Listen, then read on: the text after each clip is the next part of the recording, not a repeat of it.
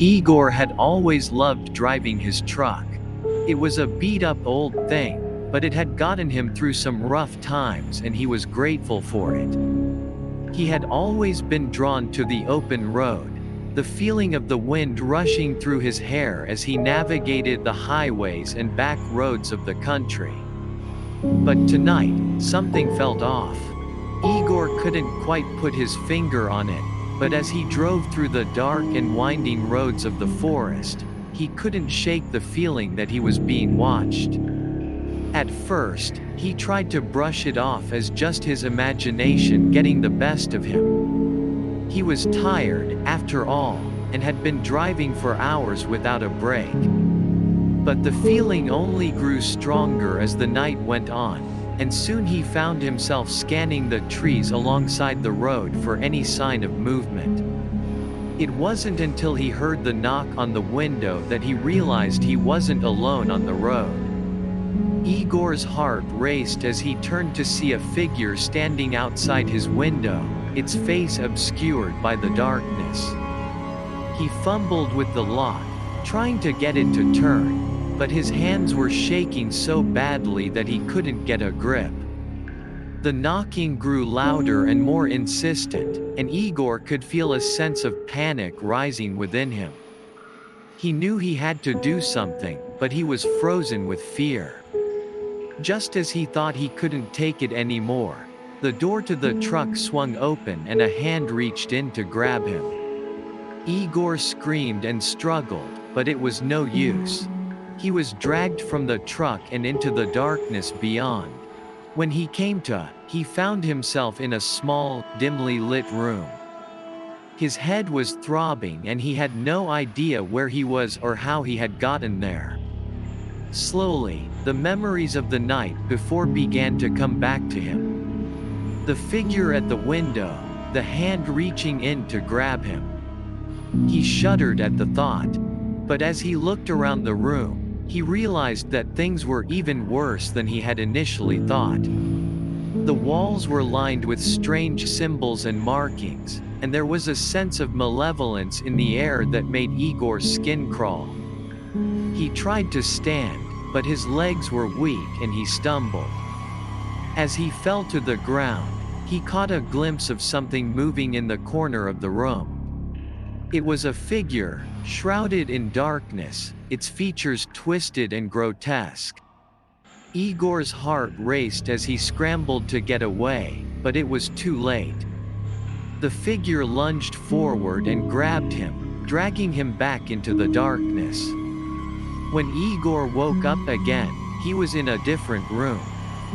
This one was larger and more brightly lit, but it was just as eerie as the last.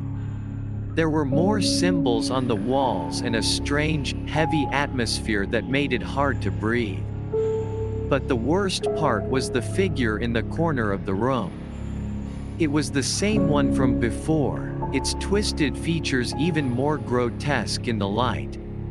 Igor could see the hatred and malice in its eyes, and he knew that he was in grave danger.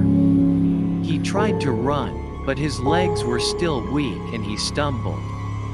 The figure moved closer, its long, sharp claws extended towards him. Just as it was about to strike, the door to the room burst open and a group of people rushed in. They were dressed in black and carrying weapons, and they quickly overpowered the figure in the corner.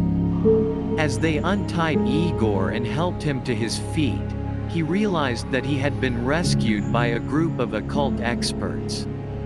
They explained to him that he had stumbled upon a group of cultists who were performing a ritual in the forest, and they had taken him as a sacrifice. Igor couldn't believe what he was hearing.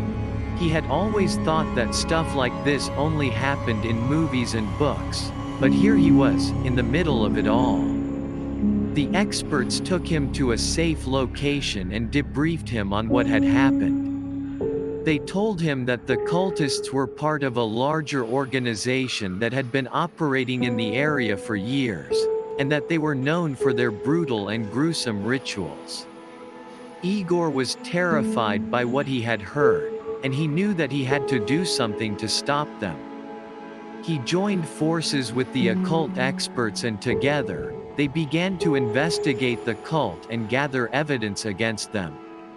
It was a long and difficult process, but Igor was determined to see it through. He had come too close to being sacrificed himself, and he couldn't bear the thought of anyone else suffering the same fate. As they gathered more and more information, they began to piece together the full extent of the cult's activities.